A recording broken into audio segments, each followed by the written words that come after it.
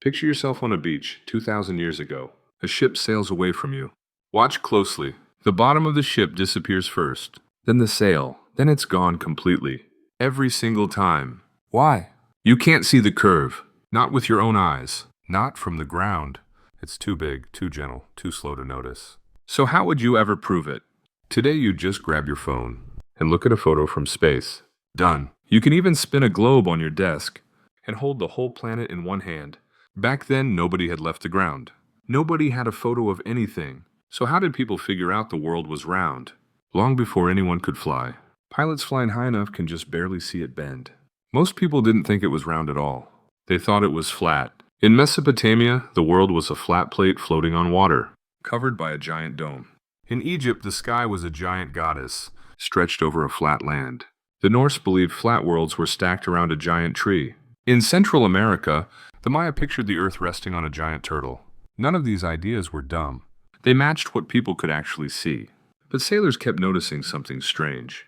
Back then, there was no compass yet. Sailors found their way using nothing but the stars. Every single night, the sky was their map. Sail far enough south and the stars change. The North Star, the one that never moves, starts sinking lower and lower. Keep going, and it disappears completely. New stars appear that you've never seen before. That only makes sense if the ground is curving. Around 340 BC, a Greek thinker put it all together. His name was Aristotle. Ships disappear bottom first because the earth curves away underneath them. During an eclipse, the earth's shadow crosses the moon. That shadow is always a perfect circle. Only a ball makes a perfect circle every time. Travelers heading north or south watch the stars shift. All three clues pointed the same way. The earth had to be round. Around the same time, on the other side of the planet, Chinese astronomers reached the exact same conclusion. They didn't even speak the same language. They'd never read each other's work. Nobody had told them what the Greeks were thinking. No shared books, no contact at all. No shared books, no contact at all. One astronomer described the sky as a giant egg, with the earth sitting inside it like the yolk. Then somebody actually measured it. Around 240 BC, a man ran a library in Egypt. His name was Eratosthenes. He heard something strange. In one city, at noon on one specific day, the sun shone straight down a deep well, with no shadow at all. In his own city, on that exact same day, a stick in the ground still cast a shadow. He measured the angle of that shadow. That tiny angle told him something huge. It told him exactly how much the earth curved between the two cities. Then he paid someone to walk the distance between the two cities and count every step. With just a stick, a well, and someone's tired feet, he calculated the size of the entire earth. He got it almost exactly right. Here's the part that surprises people. Nobody in the Middle Ages actually thought the earth was flat. Scholars had accepted it was round. For over 1,000 years by then. It was taught in schools. It was written in textbooks.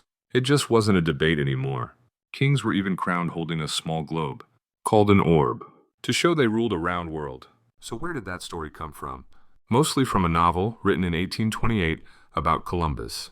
The writer invented a scene where priests warned Columbus he'll sail off the edge of the world. It never actually happened. Everyone already agreed the earth was round. The real argument was about how big it was, and how far Columbus would have to sail to reach Asia.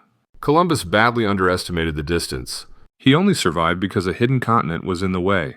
The final proof came from a trip, not a calculation. In 1519, a fleet sailed west out of Spain, led by Ferdinand Magellan.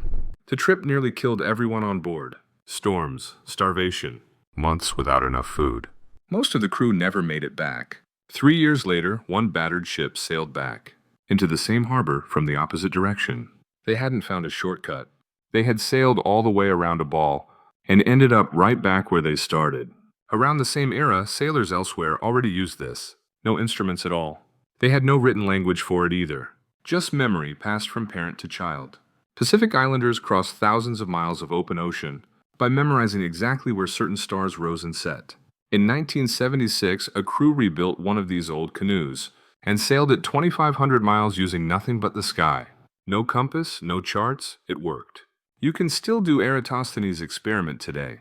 2 kids, thousands of miles apart, using nothing but a stick and some sunlight.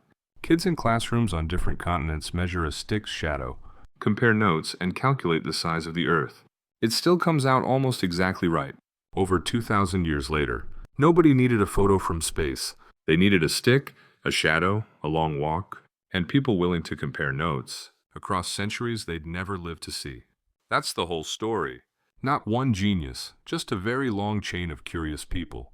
The ship on that beach still disappears bottom first today. Now you know exactly why.